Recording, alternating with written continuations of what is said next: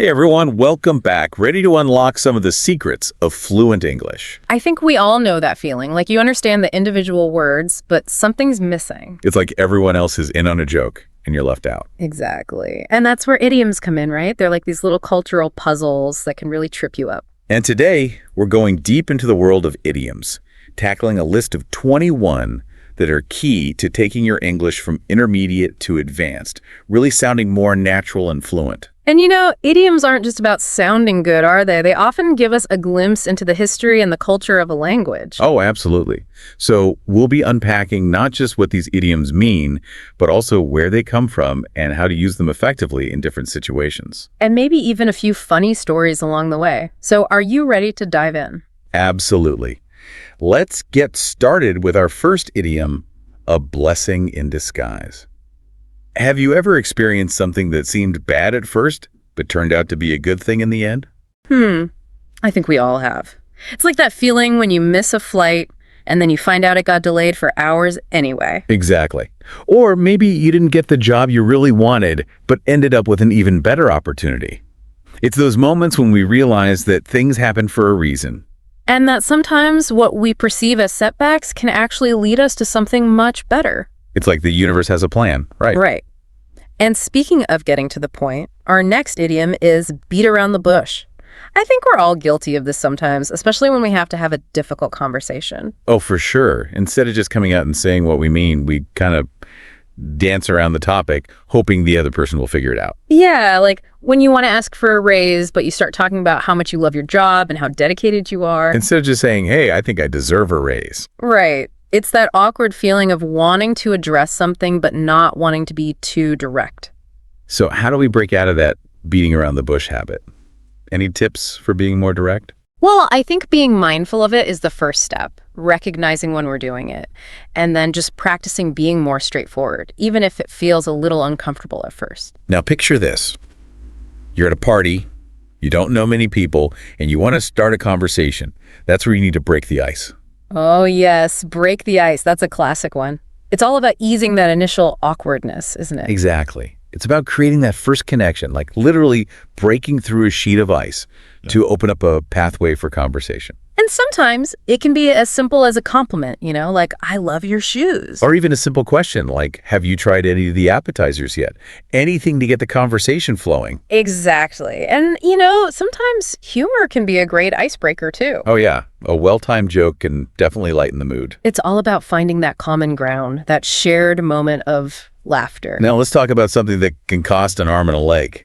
It's when something is just ridiculously expensive. Yeah. Oh, absolutely. Like, have you seen the prices of concert tickets these days? Oh my gosh, they're insane. It's like they want you to give up a limb just to see your favorite band. It's that feeling of, it's really worth that much. Right? But sometimes you just gotta splurge, But let's talk about those satisfying moments when you get something exactly right, like when you hit the nail on the head. Ah, yes, it's that feeling of nailing it, isn't it? Like when you perfectly describe a situation or you figure out the root cause of a problem. With like that aha moment. And it likely comes from, actually hammering a nail and getting it perfectly straight. Right. And it's such a satisfying feeling, whether you're talking about solving a problem or just understanding a concept. So have you ever hit the nail on the head with something recently? Let me think. Oh, actually, just the other day, a friend was describing a situation they were going through, and I was able to offer some advice that really resonated with them. They said, I hit the nail on the head. It's like you were able to see the situation clearly and offer the perfect solution. Exactly. It felt good to be able to help. Now, switching gears a bit, have you ever been feeling under the weather? Ooh, I think we all know that feeling. It's that kind of blah feeling when you're just not quite yourself. Right, like maybe you have a slight cold or just feel a bit run down. And no one wants to hear all your symptoms. Exactly. Under the weather is a much gentler way to say, I'm not feeling great. And I've always wondered where that one came from. Me too. I've heard it might be related to sailors feeling seasick when the weather was rough. Oh, that makes sense. Like the weather is literally affecting how you feel. Now be careful not to let the cat out of the bag. Oops. That's when you accidentally reveal a secret, isn't it? Exactly. Like if you're planning a surprise party and someone spills the beans to the guest of honor. I've always loved the imagery with that one. Like imagine a cat jumping out of a bag and everyone's surprised. It's such a vivid way to describe that moment of Oh no, I shouldn't have said that. And it happens to the best of us. So how do we avoid those cat out of the bag situations? Any tips for keeping secrets safe? I think sometimes it's better not to know the secret at all if you're someone who tends to blurt things out. That's a great point.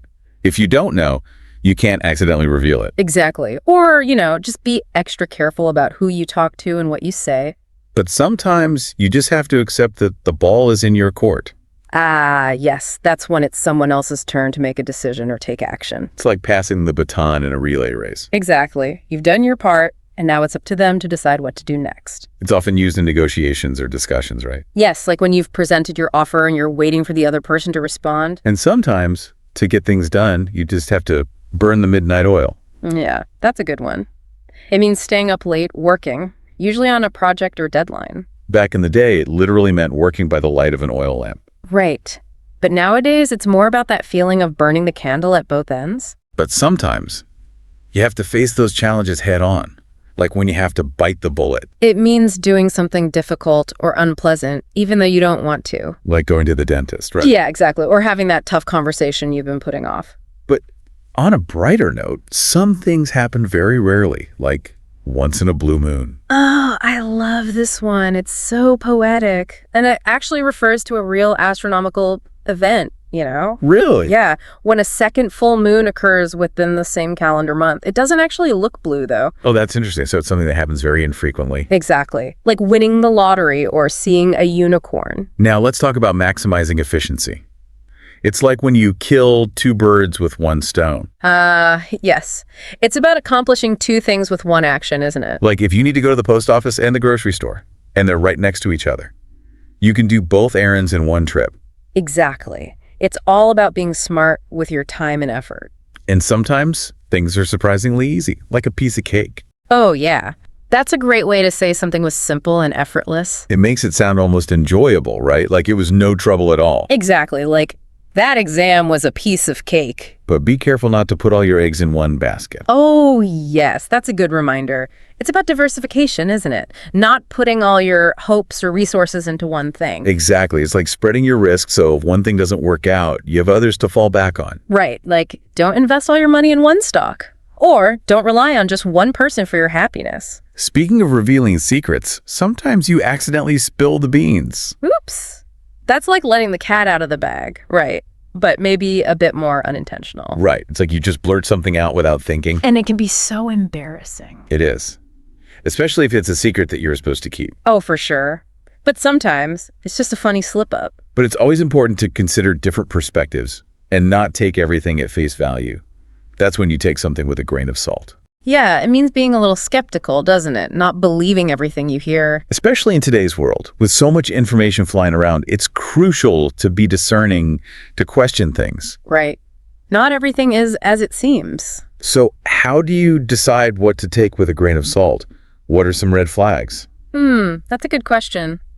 I think it's about looking at the source of the information, Is it a reliable source? And sometimes, no matter how hard you try, you just have to throw in the towel. Yeah, that's when you admit defeat, isn't it? You realize it's time to give up. It's like knowing when to walk away from a fight. Right. It's not always easy, but sometimes it's the best thing to do. And have you ever felt like you were barking up the wrong tree? Oh, definitely. It's when you're pursuing a path or a solution that's just not going to work. You're putting in all this effort, but you're headed in the wrong direction. It's like you're lost in the woods and you keep going deeper and deeper, but you're not getting any closer to your destination. Exactly. And sometimes it takes a while to realize that you're on the wrong track. It does. But it's important to be able to recognize those dead ends and be willing to change course. So how do you know when it's time to stop barking up the wrong tree and try a different approach? I think it's about paying attention to the signs. If you're not making any progress, if you keep hitting roadblocks, it might be time to step back and reassess your strategy. That's great advice. Now, wouldn't it be amazing to always have the best of both worlds? That is the dream, isn't it? It's like having your cake and eating it too. Exactly. It's about finding that perfect balance, that ideal situation where you get the advantages of two seemingly opposite things. Like imagine working from home, but still having that sense of community and collaboration that comes from being in an office. But sometimes you just have to throw caution to the wind and go for it. Oh, absolutely. It's about embracing risk and spontaneity, letting go of your fears and just going for it. It's like that feeling of freedom and excitement when you decide to do something unexpected. Exactly. Like quitting your job to travel the world.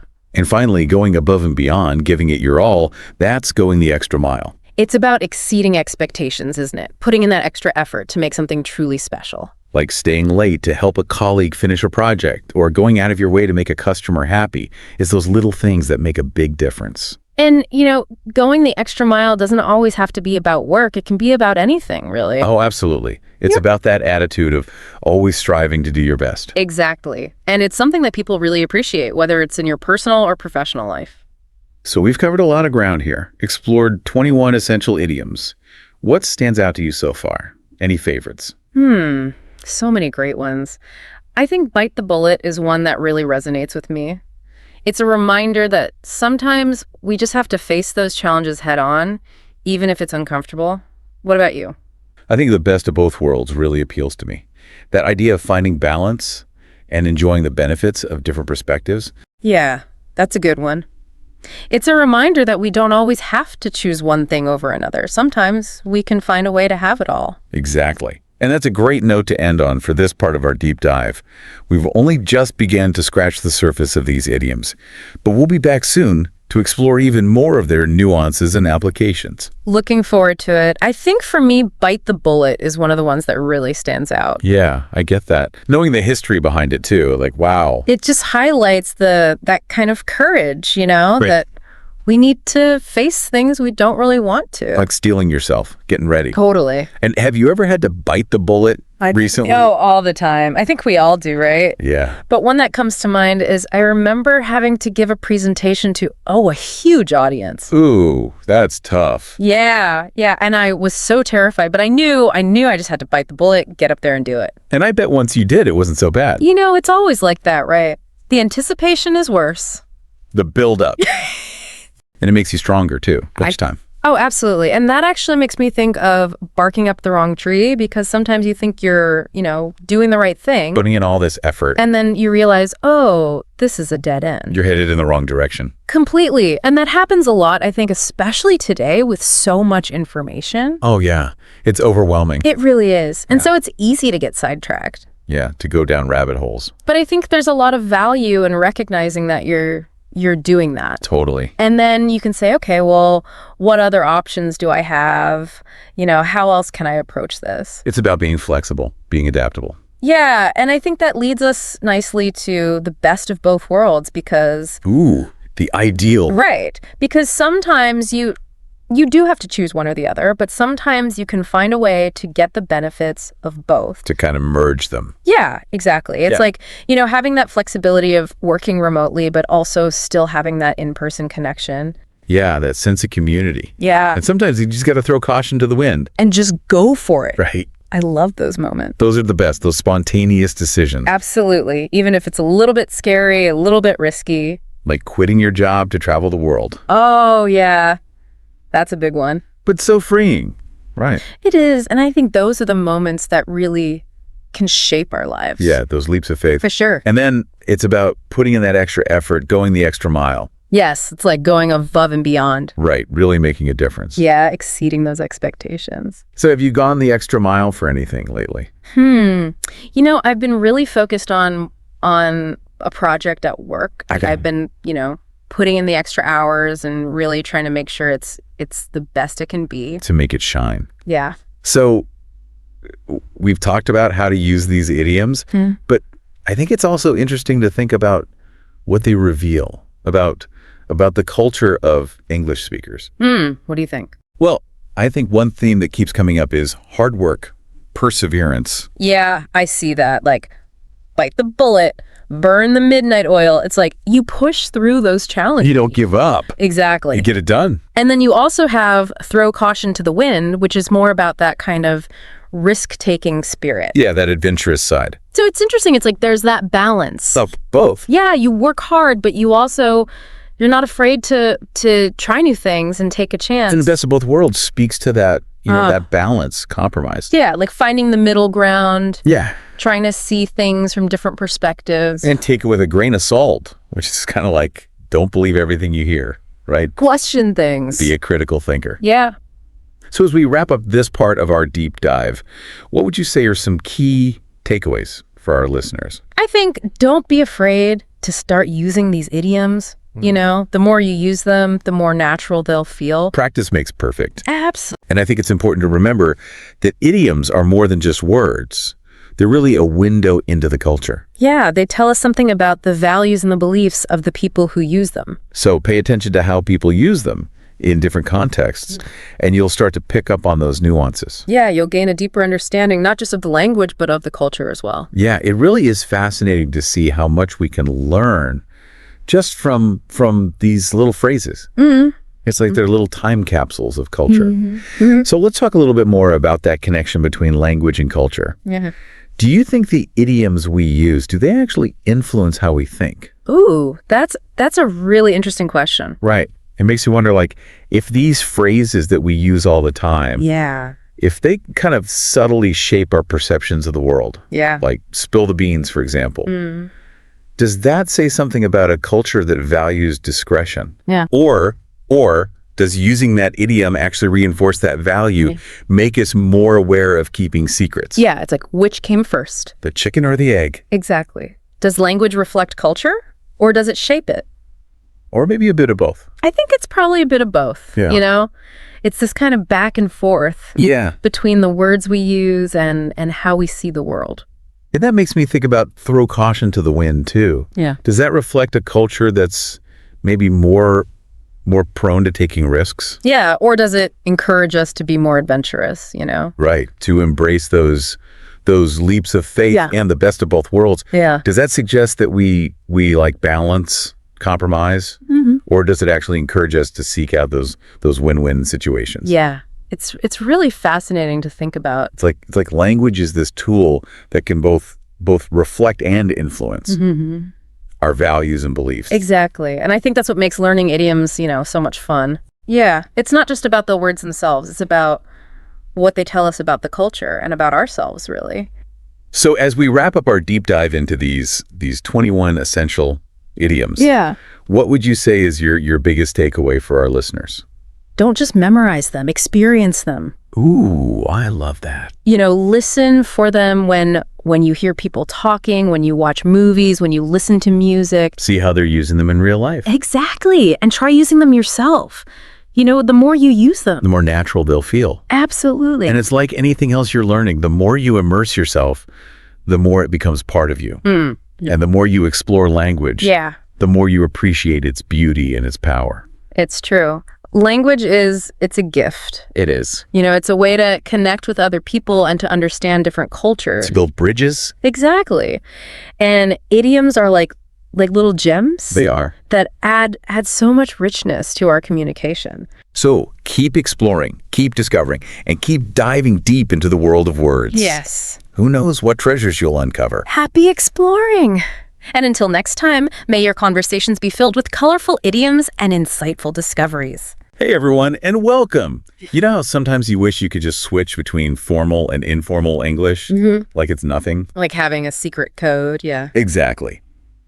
Well, that's kind of what we're diving into today. We've got this awesome cheat sheet all about formal versus informal English, and we're going to break it down. It's like a superpower, choosing the right words for every situation. Totally. I mean, imagine going to a job interview and accidentally slipping into super casual slang. Or using like Shakespearean English when you're just texting your friend. Oh, been there. Right. Not a good look. Yeah. So let's get into it. This cheat sheet starts with the core definitions of formal and informal English. And it's really cool how it explains why each style matters. Yeah, like formal English is all about clarity, respect, you know, sounding professional. Right. While informal English is warmer, more about connecting with people, showing your personality. It's fascinating how each style creates a different effect. Like formal language, it's all about being clear and direct, especially when you need to sound authoritative or like an expert. You see it in legal documents, research papers, that sort of thing. Makes sense. But in formal language, that's how we build relationships. You know, express yourself naturally. Think about how you talk to your family or close friends. So true. It's like having a whole linguistic toolbox. You choose the right tool for the job. Now, this cheat sheet has this awesome table of word pairs that really show the difference between formal and informal English. Oh, yeah, those are great examples. There are a few that just jump out at me, like purchase versus buy. I mean, they basically mean the same thing, but purchase always feels so much more serious. Yeah, purchase definitely has that heavier, more transactional feel to it. You wouldn't say, I'm going to purchase a candy bar at the store, right? Definitely not. But you would say, the company is considering the purchase of a new building. It's like purchase is reserved for bigger, more official things. Interesting. So it's about using the right word for the situation. And speaking of, another word pair I wanted to ask about is obtain versus get. They both mean to acquire something, but obtain just sounds like you had to work so much harder. You're right on. Obtain implies effort, and often there's a more formal process involved. Like you wouldn't say, I got my degree after years of study. It doesn't have the same impact. Right. You'd say, I obtained my degree. It emphasizes the accomplishment, the effort you put in. Totally changes the feeling. Okay, I'm starting to see how these small word choices can really change how your message comes across.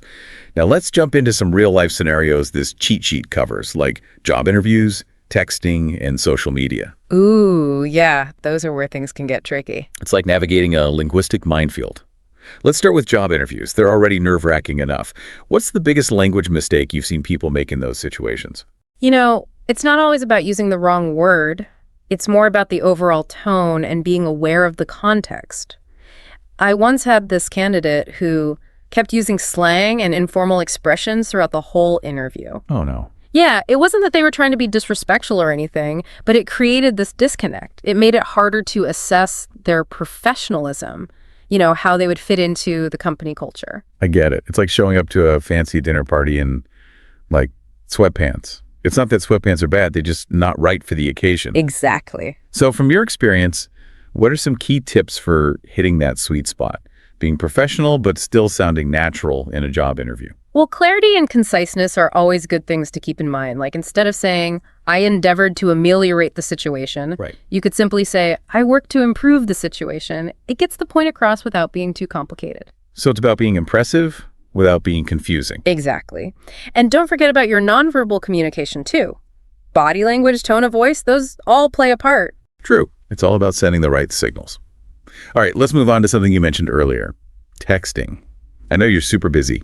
Do you ever find yourself overthinking your texts, especially when it comes to slang or abbreviations? Oh, all the time. Texting is naturally informal, but there's still a spectrum there. Yeah. Sometimes I'll type something out and then think, wait, is this too casual? Or will they even understand this abbreviation? Me too. Like, should I use lol or actually type out, that's funny? It's a real dilemma. Right. So how do you figure out where the line is, especially when you're texting someone new? Right. I think it comes down to, reading the room, even if it's a virtual room. Pay attention to how the other person is texting. Are they using lots of slang, emojis? Yeah. Then you can probably loosen up a bit too, but if they're more reserved, it's better to be a little more careful, at least at first. So it's a bit of a dance, like you said before, mirroring and adapting. That's really helpful. Okay, but what about social media? That feels like a whole different beast.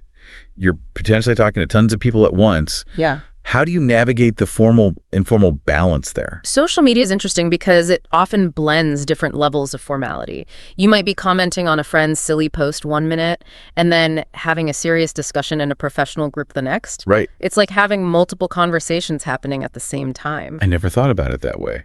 So it's even more important to think about your audience and the purpose of your message. For sure. Think about who you're trying to reach and what you want to achieve with your post or comment. Are you sharing a personal story, offering professional insights, or just messing around? That'll help you decide how formal to be. Makes sense. Okay, we've talked about all these specific situations, but I'm curious. Have you ever come across a situation where the line between formal and informal was just totally blurred? Like you had no idea which style to use? Oh, absolutely. It happens more often than you'd think. One that comes to mind is online forums, those communities where people from all walks of life come together. You might have someone using super technical jargon in one comment, and then someone else responds with a meme. Oh, wow, a real mix. It's a linguistic melting pot. Sounds kind of overwhelming. So how do you even approach a situation like that? I think the key is to be adaptable and focus on being clear. Even if you don't understand every single word or reference, try to get the main idea and respond in a way that's clear, respectful, and relevant to the topic. And don't be afraid to ask for clarification if you need it. Great advice. So it's all about being flexible and open to learning. Okay, I'm feeling way more confident about handling these tricky situations now. But before we jump into the next part of your cheat sheet, let's take a quick breather and recap what we've covered so far. We started by defining formal and informal English, those two distinct styles. Then we dug into those tricky word pairs, like purchase versus buy, and saw how those subtle choices can really change your message.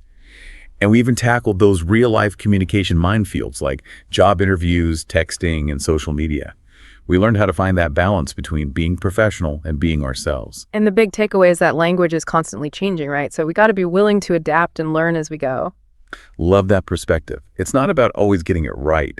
It's about being aware, adaptable, and enjoying the ride. And speaking of enjoying the ride, let's buckle up and get ready to explore the fascinating world of how language evolves in the next part of our deep dive.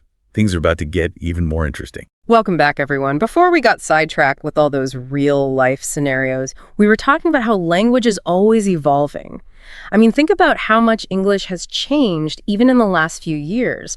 All those new slang terms, all those online expressions. It's crazy, right? I feel like I need a dictionary just to keep up with my younger cousin sometimes. It's like they're speaking a whole new language. But seriously, how does all this change affect the whole formal versus informal thing? Is formal English becoming like a dinosaur? That's a really interesting question, and it's actually something that linguists are studying right now. Formal English definitely still has its place. Think about academia, law, government. Those are places where it's still really important. Right, for official stuff. Exactly. But it's not immune to change. Even something like email. Think how we used email 10 or 15 years ago. It was always so formal. Well, you're super serious. But these days, it's much more common to use relaxed language, especially with colleagues or clients you know well. I definitely do that. I'm way more comfortable using contractions and even emojis in work emails now. Just depends who I'm emailing, of course. Right. It's about finding that balance, being professional, but also building relationships. Totally. And that's where things get really interesting, right? The lines are blurring in a lot of contexts. Yeah. Like social media is a perfect example, especially LinkedIn.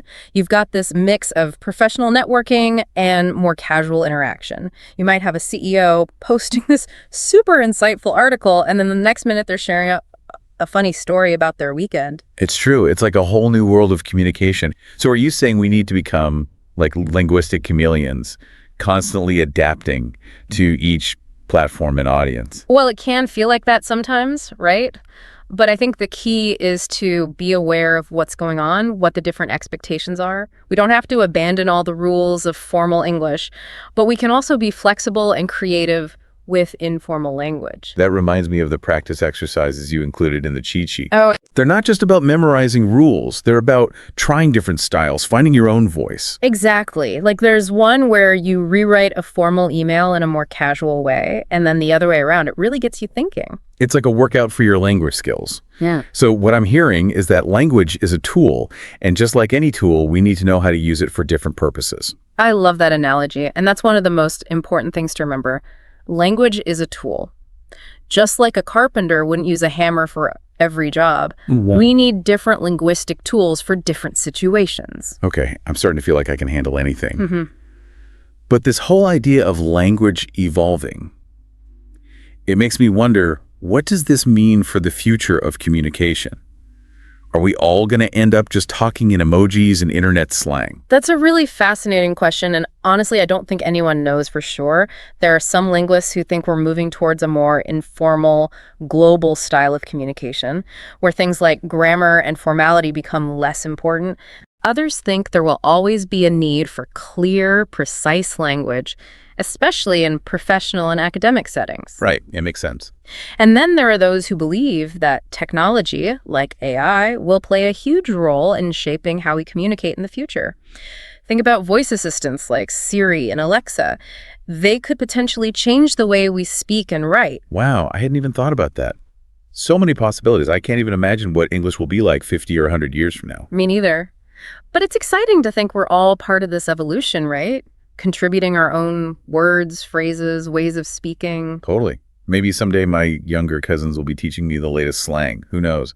But for now, I feel way more equipped to handle the way things are now. We've covered so much formal and informal English, word choices, those tricky real-life situations. Yeah, and we've learned that language is always changing, so it's a journey, really. Always something new to learn. And speaking of journeys, let's take a quick break, and then we'll come back to share some final thoughts and inspiration before wrapping up this deep dive. All right, we're back. I hope you had a chance to really think about how you can use all these formal and informal English skills in your own life. It's kind of like we've given you this treasure map, right? But now it's up to you to go out and explore. I like that, a treasure map. And just like any explorer, you're going to run into some unexpected things, maybe a few challenges, but also some amazing discoveries. For sure. Okay, before we wrap up our deep dive into formal versus informal English, let's do a quick recap. We started by defining those two styles, formal being all about authority and respect, and informal being more about connecting with people, letting your personality shine through. We even looked at those tricky word pairs like purchase versus buy and obtain versus get. Yeah, the subtle differences can really make a big impact. And we talked about all those everyday situations that can be tricky. Job interviews, texting, social media. We figured out how to strike that balance between being professional and being authentic. It's like having a secret code for communication. Totally. But honestly, the most fascinating part for me was realizing that language is never really finished. It's always changing, so we have to be ready to adapt. It's true. The way we communicate today is totally different from even a few decades ago, and who knows what it'll be like in the future. That's what makes it so exciting. But it also makes you wonder, right, what about the future of language? I mean, we talked about social media and technology, but what about AI? Do you think things like Siri and Alexa will change how we use formal and informal English? That's a great question. Will we all start speaking in these perfectly grammatical sentences? Or will that casual conversational style from texting become even more common? It's really hard to say. I know, right? It's kind of mind-blowing. It makes you realize how powerful language is. Absolutely. It's something we often take for granted, but it shapes how we think, how we interact, how we see the world. So true. Well, as we wrap up this episode, I want to leave you with this thought. Whether you're using formal or informal English, the most important thing is to communicate clearly and respectfully, and to let your own unique voice come through. That's a great way to put it. Don't be afraid to experiment, try new things, make mistakes. That's how we all learn and grow. Exactly. And remember, language is constantly evolving, so enjoy the journey. We'll catch you next time on The Deep Dive.